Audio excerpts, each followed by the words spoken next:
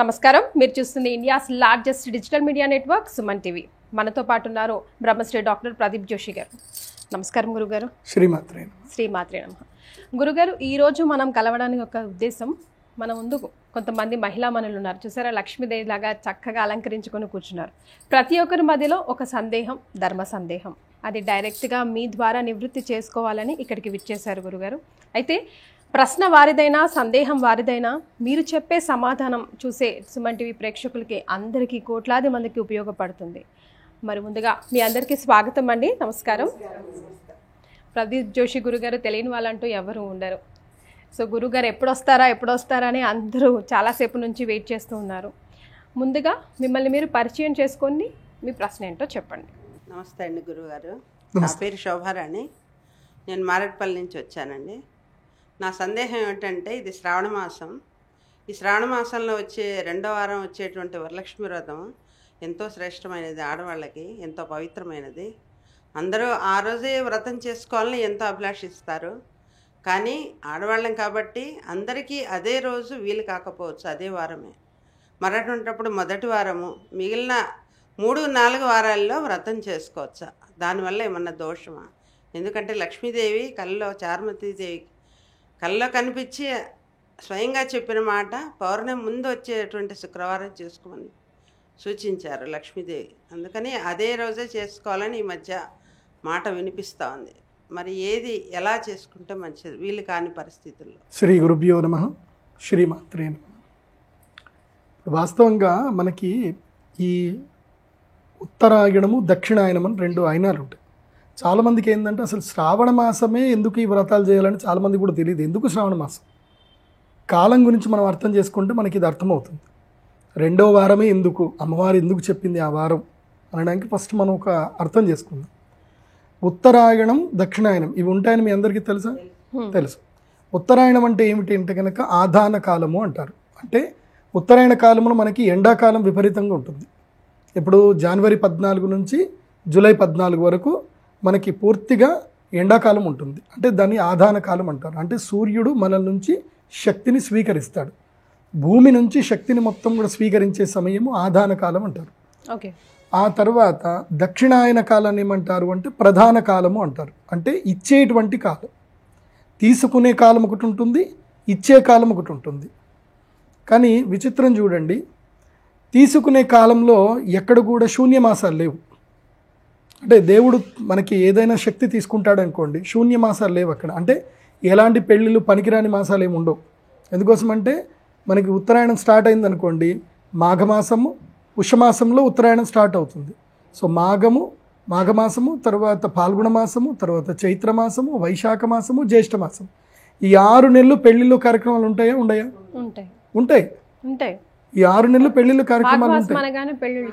మాఘమాసంలో పెళ్లిళ్ళు చేయొచ్చు, తర్వాత పాల్గొన మాసంలో పెళ్లిళ్ళు చేయొచ్చు, చైత్ర మాసంలో కొంతమంది చేస్తారు, కొంతమంది చేయరు. కానీ చైత్ర మాసం కూడా పనికి వస్తుంది. వైశాఖంలో పెళ్లిళ్ళు చేస్తారు, జ్యేష్ఠంలో పెళ్లి చేస్తారు. సో మళ్ళీ ఆషాఢంలో ఒక 15 రోజులు వస్తాయి, అప్పుడు చేయరు. అంటే ఉత్తరాయణ కాలంలో అంటే దైవం మనల్ని స్వీకరించే టైంలో మనం ఎన్నైనా శుభకార్యాలు మనం చేయొచ్చు. అప్పుడు ఆ శక్తిని ఎవరు తీసుకుంటారు అంటే దైవం తీసేసుకుంటుంది.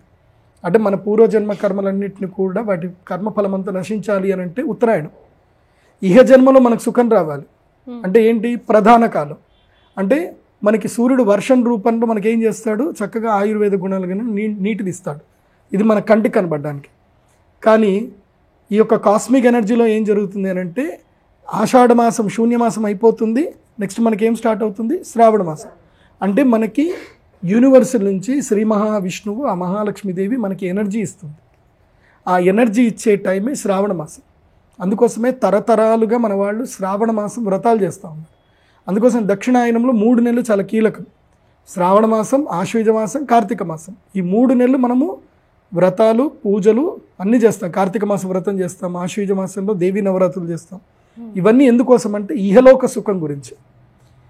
అయితే మీరు అడిగారు 2వ శుక్రవారమా 3వ శుక్రవారమా అని. ఏదైనా సరే పౌర్ణమికి ముందు వచ్చేటువంటి శుక్రవారము చాలా శ్రేష్టమైంది. ఎందుకోసం అంటే ప్రధాన కాలము లోపల, అంటే ఇప్పుడు ఉదాహరణకు చెప్పాలంటే మనకి సూర్యుడు ఉదయిస్తున్నాడు అని మనకు కనిపిస్తుంది. ఎప్పుడు 5:30కి లేచామనుకోండి, వెలుగు ఉంటుందా? ఉండదా? కాస్త వెలుగు ఉంటుంది, కానీ సూర్యుడు కనపడదు.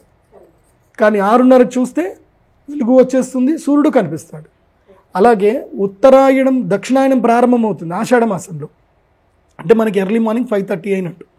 సో శ్రావణ మాసంలో శుక్రవారం అంటే సూర్యోదయం అయినట్టు, అంటే మన పితృదేవతలకి సూర్యోదయం అవుతుందన్నమాట ఆ టైంకి. సో అందుకోసమని అది లక్ష్మీదేవి పూర్తిగా అనుగ్రహాన్ని ఇచ్చేటువంటి సమయం, సంధ్యా సమయం. అంటే యూనివర్సల్లో ఒక సంధ్యా సమయం, అంటే సంవత్సరానికి కనుక తీసుకుంటే సంవత్సరానికి కూడా సంధ్యా సమయం ఉంటుంది. మనకెట్లాగైతే కనుక సూర్యోదయ సూర్యాస్తమాలు 24 గంటలకు ఉంటాయో, అట్లాగే చంద్రుడి మీద మనము కనుక ఉంటే కనుక చంద్రమండలం మీద ఉంటే 15 రోజులకు ఒకసారి మాత్రమే సూర్యుడు కనిపిస్తాడు, 15 రోజులు సూర్యుడు కనబడ్డు. అందుకోసమే చంద్రయాన్ ఎప్పుడు దించారు? 23వ తారీఖు అష్టమి రోజున దించారు. అది ఏ అష్టమి? శుక్లపక్ష అష్టమి. అంటే అక్కడ సూర్యోదయం అవుతుంది, అక్కడ చంద్రుడి మీద సూర్యోదయం అవుతుంది. అలాగే ఈ శ్రావణ శుక్రవారము ఏది పౌర్ణమి ముందు వచ్చే శుక్రవారంలో ఏంటంటే ఈ యూనివర్సల్లో ఒక కాస్మిక్ ఎనర్జీ అనేది మన మీదకి వస్తుంది. ఇది అదృష్టాన్ని ఇవ్వడానికి, ధన సంపదను ఇవ్వడానికి ఆ ఎనర్జీ వస్తుంది. ఆ ఎనర్జీ వచ్చి ఎప్పటిదాకా ఉంటుందంటే ధనుర్మాసం వరకు ఉంటుంది, అంటే డిసెంబర్ 22వ తారీఖు వరకు ఉంటుంది.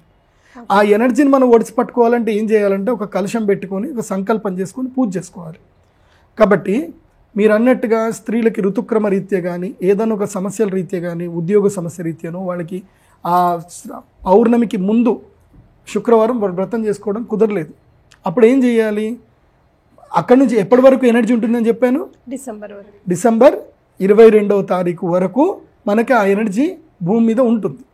కాబట్టి ఆ తర్వాత పౌర్ణమి తర్వాత కూడా మనము చేసుకోవచ్చు, దాంట్లో ఎలాంటి దోషం లేదు. కానీ భక్తి చాలా ప్రాధాన్యమైనటువంటిది. చాలామంది వరలక్ష్మి వ్రతం చేస్తారు కానీ శ్రీ సూక్తం ఎవరూ చదువుకోరు చాలామందికి. అంటే అష్టోత్తరం చదివేసుకుంటారు, శ్రీ సూక్తం చదవరు. శ్రీ సూక్తం తప్పకుండా మీరు వినండి. మీకు సుమన్ టీవీలోనే శ్రీ సూక్తం ఆడియో కూడా ఉన్నాయి, మీకు యూట్యూబ్లో పెట్టుకొని చక్కగా శ్రీ సూక్తం వినండి. అందరూ కలిసి కథ డిస్కస్ చేసుకోండి. ఎందుకు చారుమతి కళ్ళలోకి వచ్చి అమ్మవారు ఎందుకు చెప్పింది? మరి చారుమతికి ఓన్లీ చెప్పిందే, చారుమతి ఒక్కతే చేసుకోవాలి కదా, చేసుకోలేదు. ఏం చేసింది?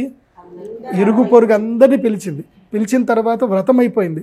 వ్రతం అయిపోయిన తర్వాత మొదటి ప్రదక్షిణలు చేస్తే అందరికీ ఖాళీ అందలు వచ్చాయని చెప్పేసి అన్నారు. ఇప్పుడు ఈ జనరేషన్ 90s 2000లో పుట్టిన వాళ్ళు ఇదంతా బుల్షిట్, అదేదో కట్టుకుంటే కాళ్ళకి గజ్జరేట్లు వస్తాయి, అవన్నీ జరిగేటివి కావు అని ఇట్లా చాలామంది అంటారు. అలా ఎవరైనా అనుకుంటే కనుక మీరు తప్పకుండా ఒక యోగి ఆత్మకథ పుస్తకం తప్పకుండా చదవండి. ఎందుకోసం అంటే ఈ ప్రపంచంలో మనకి కంటికి కనబడేది చాలా తక్కువ, కంటికి కనబడేది చాలా ఎక్కువ. ఇప్పటికీ నేను హిమాలయ యోగులు బాబాల దగ్గరికి వెళ్తాను, వాళ్ళు కనికట్టు విద్య తెలిసినటువంటి వాళ్ళు కూడా చాలామంది ఉన్నారు. నా ముందే నాకు 2000 రూపాయల నోట్లు 1,00,000 కట్టని ఇంత పెద్ద చూపించారు నా కళ్ళ ముందే. ఇదిగో నీకు 2000 నోట్లు చూస్తావు, ఇదిగో చూడు అని చెప్పి ఇట్లా చూపించారు. తీరా చూస్తే ముడితే అక్కడ లేవు, కానీ కనికట్టు విద్య వాళ్ళు చూపించారు, నా కంటికి మాత్రం కనిపించింది. అట్లాగే గాల్లో నుంచి కూడా రత్నాభరణాలు తీసిచ్చారు. ఇప్పుడు పుట్టపర్తి సత్యసాయిబాబా గారిని తీసుకుందాం, వారి గురించి చాలామంది చెడు ప్రచారాలు చేశారు. నేను చిన్న ఉన్నప్పుడు వారి గురించి చెడు ప్రచారాలు చేసినప్పుడు నమ్మలే, నిజంగానే వీళ్ళు చెప్పింది కరెక్టే, ఏదో దొంగ బాబాలు అని నేను అనుకున్నా. నేను ఏదైతే యూనివర్సల్కి క్వశ్చన్ ఇచ్చానో నాకు పుట్టపర్తి సత్యసాయిబాబా గారు నాకు ఆ సమాధానం పంపించారు నా దగ్గరికి ఒక వ్యక్తి వచ్చారు. ఆ వ్యక్తికి సాయిబాబా గారు ఏంటంటే ఒక గోల్డ్ రింగ్ ఇచ్చారు, ఆయన ఇలా అని గోల్డ్ రింగ్ ఇచ్చారు.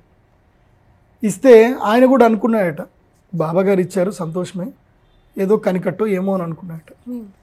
అది ఏమైందట అంటే కాలక్రమేణా అది కట్ అయిపోయింది. కట్ అయిపోయిన తర్వాత అది నిజంగా బంగారమే కట్ అయిపోయింది. తర్వాత ఈయన ఎవరు కంసాలి దగ్గరికి వెళదాము చేపిద్దామని అనుకుంటా ఉన్నాడు, కుదరట్లే, తీసి లోపల పెట్టాడు. తర్వాత ఒకరోజు ఎవరో కంసాలి ఫోన్ చేశాడు, అరే పని ఉంది కదరా, నా గోల్డ్ రింగ్ ఉంది, అది చేయించుకోవాలి, అది పెట్టుకున్నంతసేపు నాకు అదృష్టం వచ్చింది, అది తీసిన తర్వాత నాకు కలిసి రావట్లేదు అని చెప్పి లాకర్ తీసి అది తీసేసరికి అది యాజ్ ఇట్ ఈజ్ ఉంది, అది తెగిపోయింది, ఆటోమేటిక్గా అదే కనెక్ట్ అయిపోయింది, అదే సెట్ అయిపోయింది. ఇది ఆ వ్యక్తి నాకు స్వయంగా చెప్పాడు. నేను అసలే నమ్మని వ్యక్తిని, నేను ఆ రోజు నుంచి అప్పటి వరకు నేను పుట్టపర్తికి పోలేదు. ఆ తర్వాత పుట్టపర్తి పోయేసి వచ్చాను. నేను పుట్టపర్తికి నేను వెళ్ళిన తర్వాత కూడా నాకు చాలా మార్పులు వచ్చాయి. అక్కడ ఒక స్లోగన్ రాస్తారు, love ever, hurt never, serve ever. అంటే అందరినీ ప్రేమించండి, ఎవరిని ద్వేషించకండి, సేవ చేస్తూ ఉండండి. ఈ 3 మాటలు నా జీవితాన్ని కూడా మార్చేసాయి.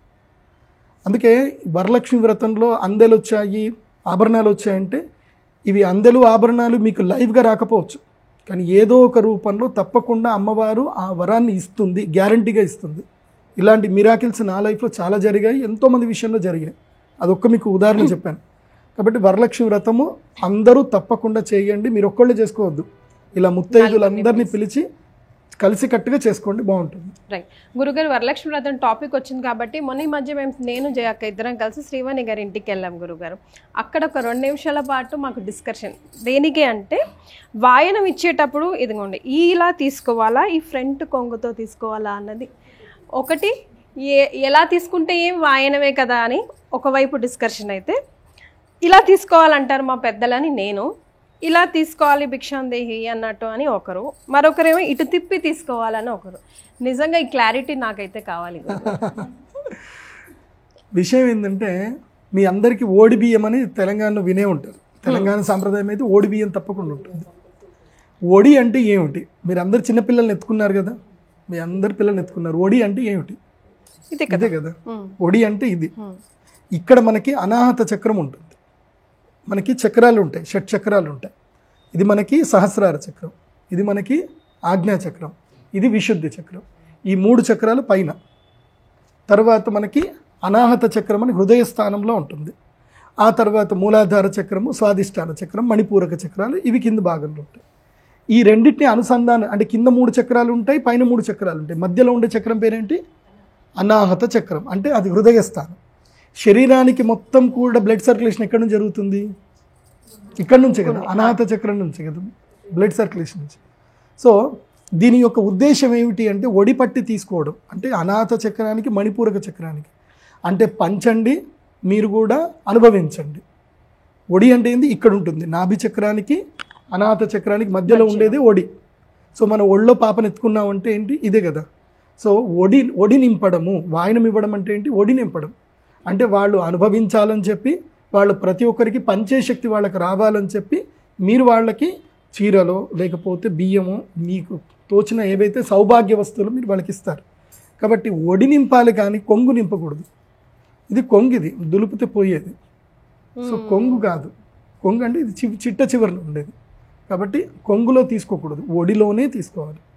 అందుకోసమే లేకపోతే ఏం చేస్తారు అంటే, ఇప్పుడు ఓడి బియ్యం పోసేటప్పుడు పెళ్ళిళ్ళ దగ్గర ఏం చేస్తామంటే మేము వాళ్ళకి, మీరు ఇందాక అన్నారు కదా ఇలా చుట్టు తీసుకోవాలా అని మీరు అన్నారు కదా, అప్పుడు ఏం చేస్తారంటే ఇంత 5 కిలోల బియ్యం వేస్తారు. ఎక్కడ పడుతుంది? ఒడి పట్టదు కదా ఒడి బియ్యం పోసేటప్పుడు.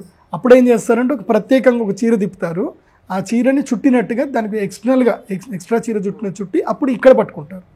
అప్పుడు కూడా మధ్య క్లాతే తీసుకోవాలి తప్ప మళ్ళీ చివరి క్లాత్ తీసుకోకూడదు, పళ్ళు తీసుకోకూడదు, మధ్యలోనే తీసుకోవాలి.